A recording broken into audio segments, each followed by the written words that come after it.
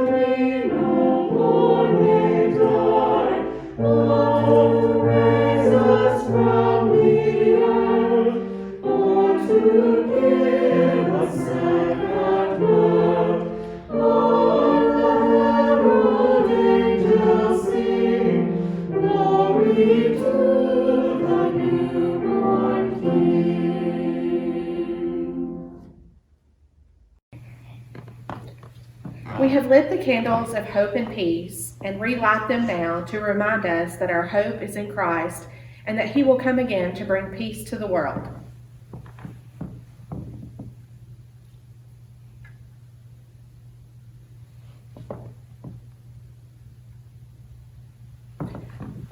Today begins the third week of our Advent journey, and so we light the third candle, the candle of joy. In ancient times, the prophet Isaiah said, "The people who walked in darkness have seen the great light.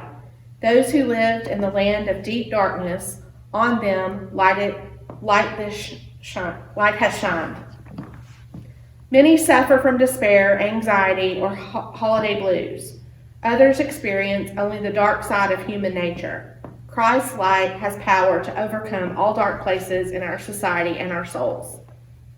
The psalmist tells us to make a joyful noise to the Lord, for the Lord is God, who made us and whose we are, whose steadfast love endures forever and faithfulness to all generation. Now we light the third candle, the candle of joy, as we remember the angel's words to the shepherds. "Do not be afraid. I am bringing you good news of great joy for all people." We light it so all who reap blue harvests from seeds of sadness may know the joy of Jesus Christ. We light it in honor of those who show us joy of following Christ.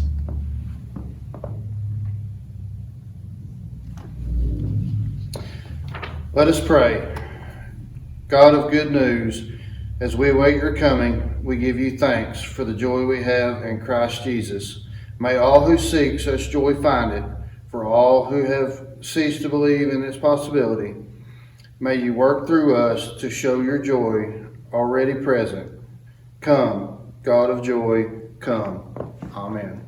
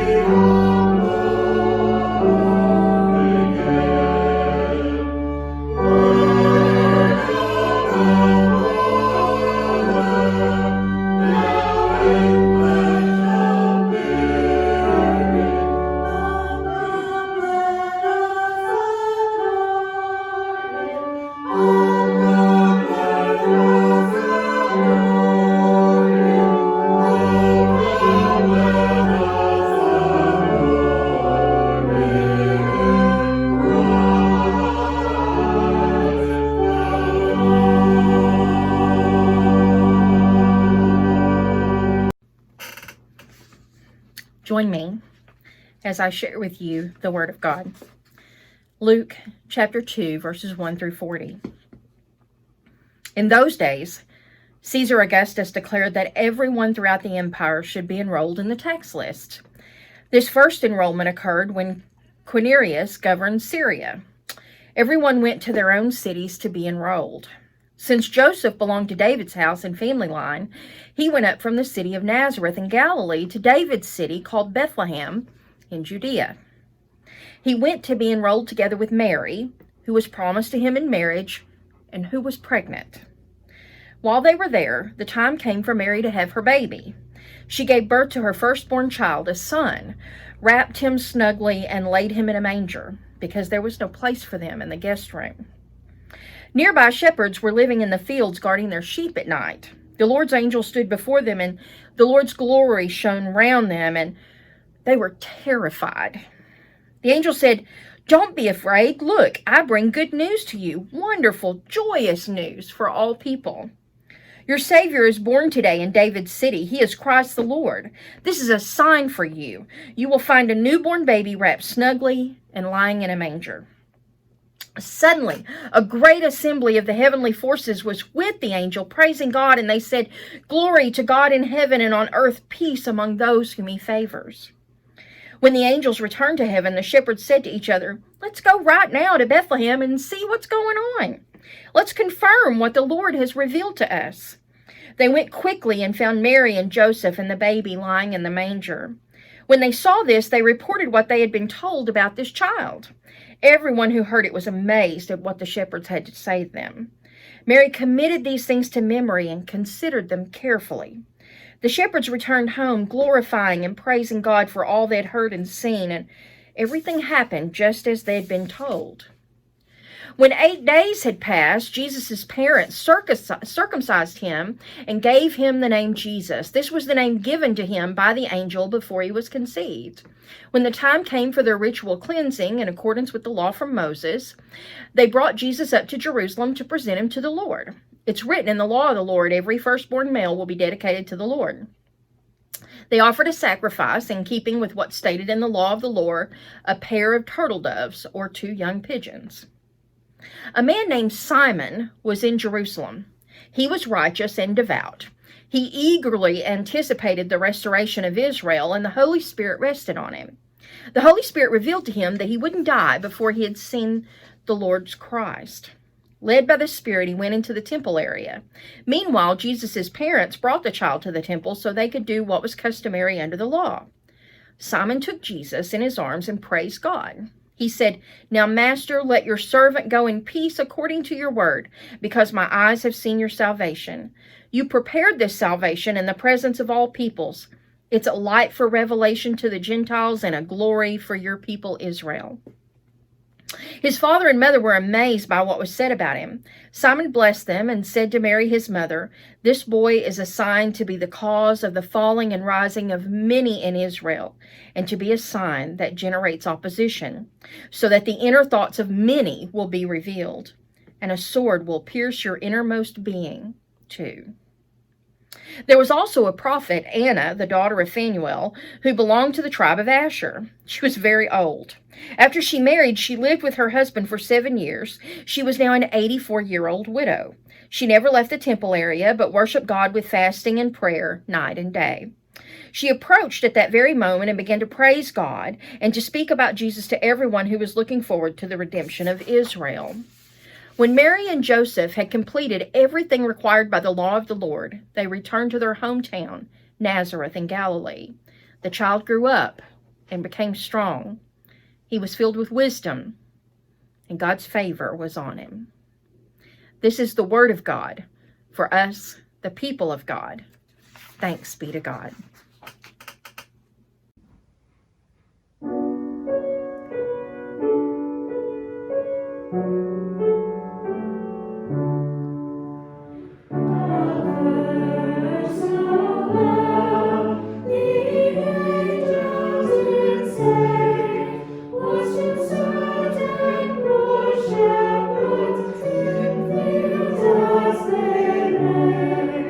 In fields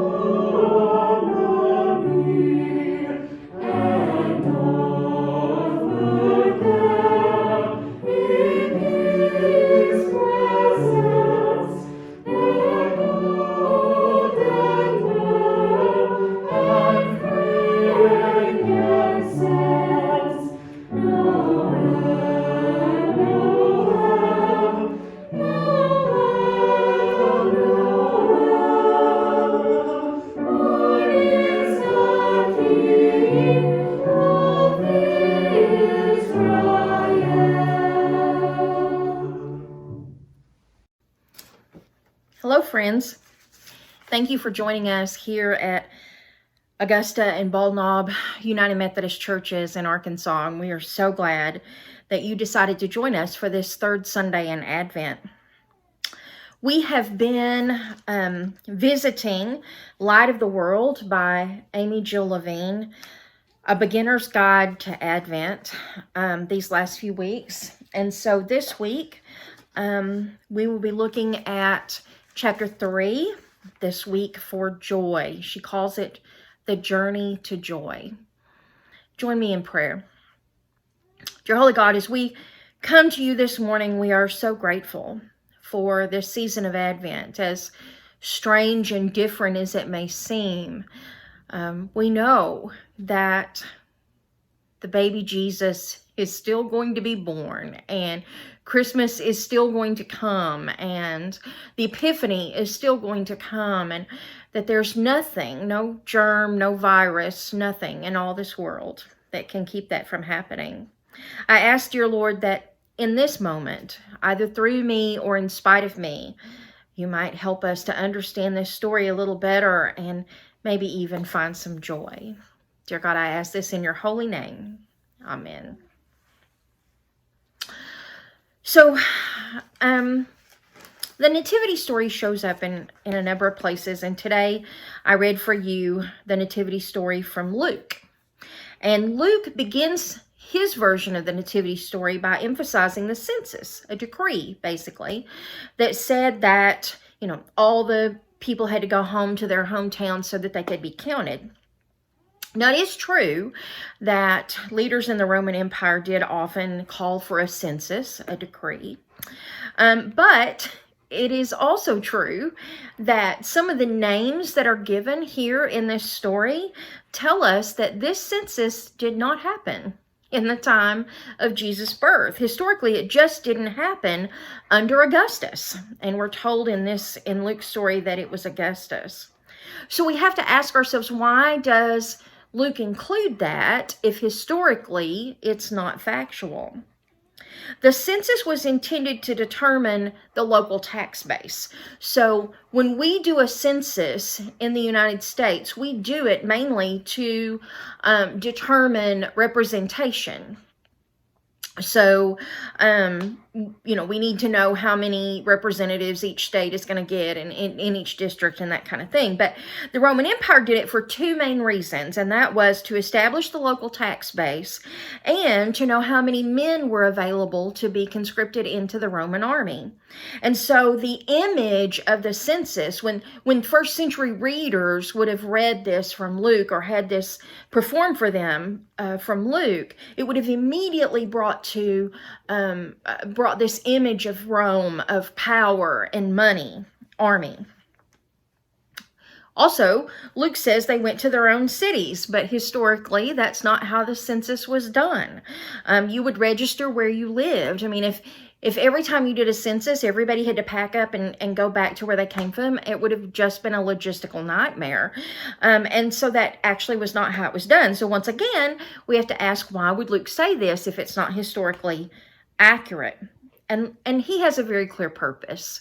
By saying that they had to go where they are from and then being able to tell where Joseph was from, it very much ties Jesus to the house of David. And it also explains why Jesus of Nazareth, right? Jesus of Nazareth was not actually born in Nazareth.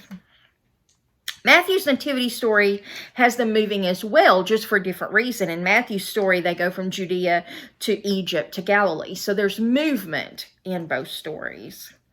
Quirinius wasn't governor during the rule of Herod the Great. So we're given several names here, Augustus and Herod the Great and this governor. And the fact is, we know historically that they didn't all serve at the same time. And Luke includes him because he would have been an immediate understanding of people, of someone who supported and promoted things like armed activities, that it was about military power for this governor. And so he includes him even though it's a few years off. Also, in the year 6, there had in fact been an armed revolt against an actual called census. And by throwing all of this in there, by Luke including all of this, by this answering of the census, it shows readers that, number one, that rebellion was not Jesus and his family. They are not military leaders, and that this leader will be another kind. This will be another kind of leader. So we've talked about this in my Sunday school class, and some people sort of stub their toe on it, but the way that we view the way things are written is quite different today. And things that we would consider being false or outright lies or whatever were just literary techniques in that time, in the same way that people wrote letters and said Paul wrote them. Also, in Luke's story, we get this idea that there was no room in the inn. It's just a simple little sentence, but it's been taken and expanded in almost every depiction of the nativity story. And a lot of times we set up the innkeeper to be evil or mean or whatever, and it makes Joseph and Mary look very poor. I've also shown to people that sometimes actually what they may have been doing is staying in the barn of a relative. For Luke, I think there's a simple answer here. Luke includes everything for a reason. He's telling us, he's weaving a story here, and he wants his readers to be able to get much more out of it than just historical details. He wants them to get the purpose of the story, the symbol. Everything is symbolic and everything has a meaning. And so by putting this birth in a shed, in a barn, in a, whatever it was, a cave, whatever they were in, and specifically saying that the baby Jesus was laying in a manger. So that's a very specific detail, in a story that's very wide sweeping and doesn't have a lot of details. That's a very specific detail. And when you stop and think about it, a manger is literally a feeding trough. That's where you would put the food for the animals to eat out of. Bethlehem, the name Bethlehem, literally means house of bread. It translates as house of bread. And we know that this baby will become an adult who, on the night before his death, will tell his disciples sitting around a table, "Here, take this bread and eat it because it's my body." And Jesus will share meals with almost everyone that he heals and he serves. And so putting this baby in a feeding trough and knowing that you're about to tell a story of how this baby becomes the bread of life is a very symbolic thing for Luke to do. The next act in this nativity story is the shepherds who are keeping watch at night. And we can go into all kinds of details about the shepherds. Obviously, it didn't happen in the winter, or they wouldn't have been outside and all that kind of stuff. But one of the things that's really big for Luke is the angel appearing. An angel appears just like an angel appeared to Zechariah in the temple and to Mary at home. Now the angel is in the field.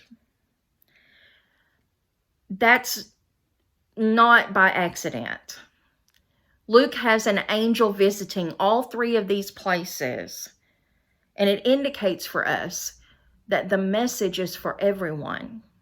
This heavenly messenger has purposely gone from place to place and person to person in these very different environments because this message is for everyone. The shepherds are out in the field looking after sheep.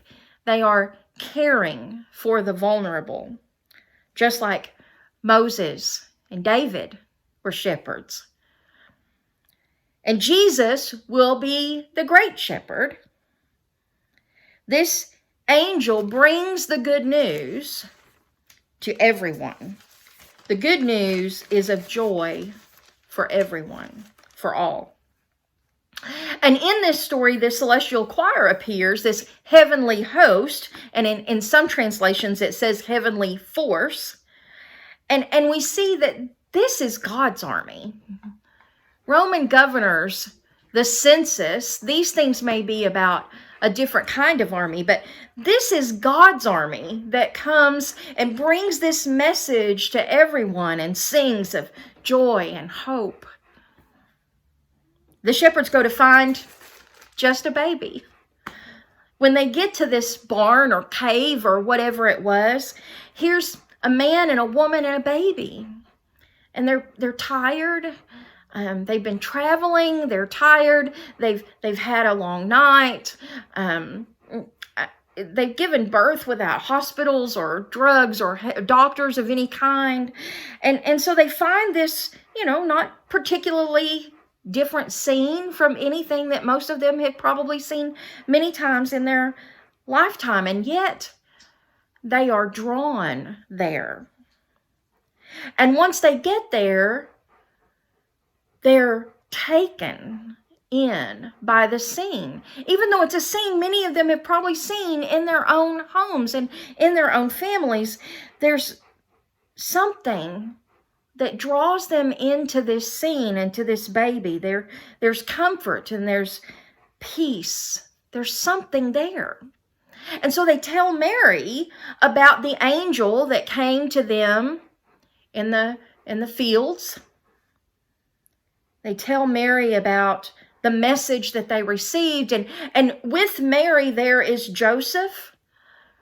And so both Mary and Joseph hear this story from the shepherds, and it confirms what they've been living out now for 9 months. It affirms for them that others are being given this message, that others are being told about their baby. And that this baby, while it may look like just a normal baby laying in a feeding trough, is actually quite spectacular and something different altogether. Each gospel that talks about the nativity offers something different. Matthew tells us Joseph's story. We know the turmoil that Joseph felt. Luke tells us Mary's story and specifically tells us some of those marginal people and lets us in on some of the ways that they were feeling and how they experienced this. For Luke, it's important to include elements so that we know that Jesus was human, that the baby was fully human, and that Mary and Joseph were fully human, and that they were doing human things. They go to the temple when Jesus is 8 days old, and they offer the most affordable sacrifice available. So we know that Joseph and Mary do not have a lot of resources, that they're going to offer the simplest sacrifice that is allowed, the one that they can afford, 2 turtle doves or 2 pigeons. And Jesus will be circumcised. Jesus is fully Jewish and fully human. And then Luke will end this nativity story by having once again Mary and Joseph have all of this confirmed for them by the prophecies from Simon and Anna. And then in just a sentence or so, we're told that the young couple returns home, that they are tired, but they obviously must be strengthened by all that they've seen and they've heard, and all of these people who have been involved in this. They've been recognized, and they set about raising this Son of God and Son of Man. Something that nobody has ever or will ever do again. Just this simple Jewish couple trying to make their way in a broken world. And that brings us here. Here we are in 2020, waiting. I feel like I say all the time, well, let's see what the numbers look like in a few days. We're waiting. We can feel something is coming. We know that things will probably never be the same again. Some things will have changed forever. On the one hand, there's fear in that, but on the other hand, there's a sense of excitement. What have we discovered in all of this that's positive that we can take with us? What will be our new role? For now, we're in the 3rd week of Advent. We seek peace. We look for joy wherever it is that we can find it. We remember what's important and what matters and who we love and how we show that. And we just experience the mystery. Just sit with those stories and experience the mystery of a 2,000-year-old tale of a baby, just a baby, laying in a manger who managed to change the world. May we remember and may we grasp the power of that story and of that Savior for our own. In the name of the Father, and the Son, and the Holy Spirit. Amen. Be blessed.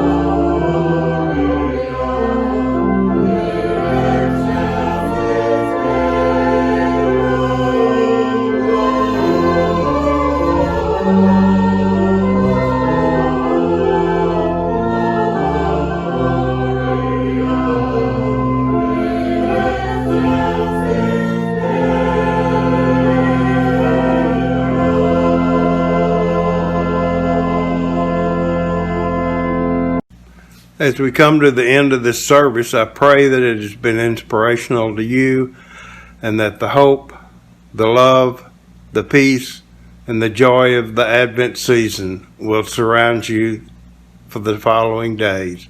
We pray these things in the name of the Father, the Son, and the Holy Ghost. Amen. Surely the presence of the Lord is in this place. I can feel His mighty power and His grace. I can feel the brush of angels' wings. I see glory on each face. Surely the presence of the Lord is in this place. Bye guys, love you.